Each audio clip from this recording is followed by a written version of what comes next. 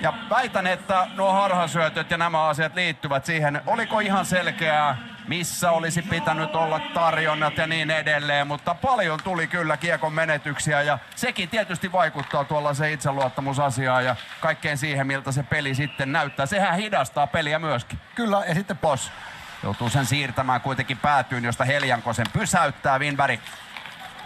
Merelältä loistava siirto ja näin tullaan 2-1 vastaan. Kossilappi tekee tämän ensimmäisen maalin tähän peliin. Olipa hienosti käännetty Ruotsin hyökkäys ja sen jälkeen varsin selkeillä siirroilla pelataan 2-1 vastaan Kalle Kossilalle maalintekopaikka. Peli on 1-0. Joo, ja sitten tässä tää fiisikko on niin sanotusti synkronissa. Tästä halusi Jursi aina puhua synkroni, niin että kaikki tietää mitä tekee, ajoitukset on kohdalla, vauhti on kohdalla, kukaan ei mieti.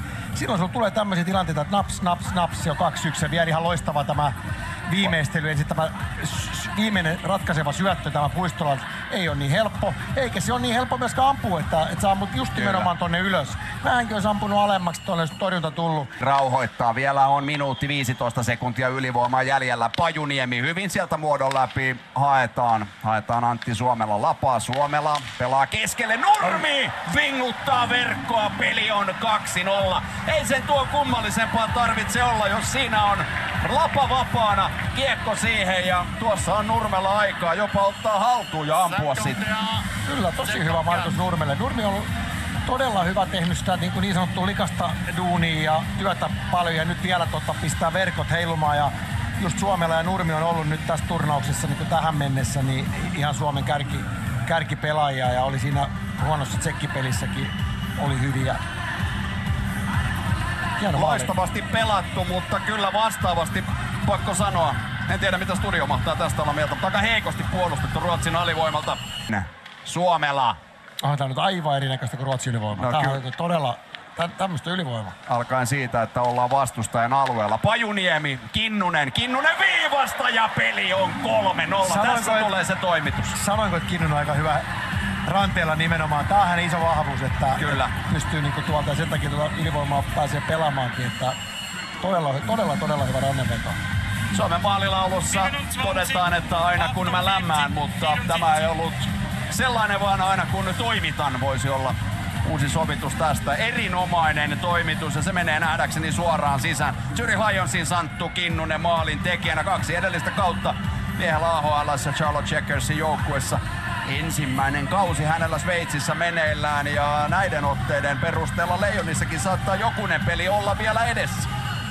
Hänellä on iso potentiaali. Mun mielestä tätä puolustuspeliä pikkusen vielä jämäkemmäksi, niin tää hyökkäyspään pelaaminen, kiekollinen pelaaminen, siihen kiekollisen pelaamisenkin ehkä sitä huolellisuutta vielä omalla alueella tulee lisää, niin tässä on semmonen kaveri, kun pystyy pelaamaan moni vuosia.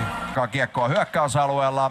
Holm toimii tässä pelin rakentajana, avaa tuonne De La Roselle vasemmalle puolelle hyökkäys siniselle. De La Rose nyt on hänellä yllättävän paljon tilaa. Maali on siirtynyt pois paikaltaan tässä.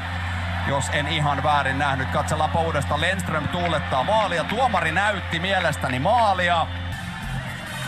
Katos, kun mäkin katselin, että se olisi vähän siirtynyt se maali. Katsotaan. No ei se ihan vähänkään ole pois paikaltaan. Nyt se on pois. Joo, ennen kuin laukaus lähtee. Eihän se nyt voi maali olla. Ei. Toki tämäkin päivänselvä tilanne.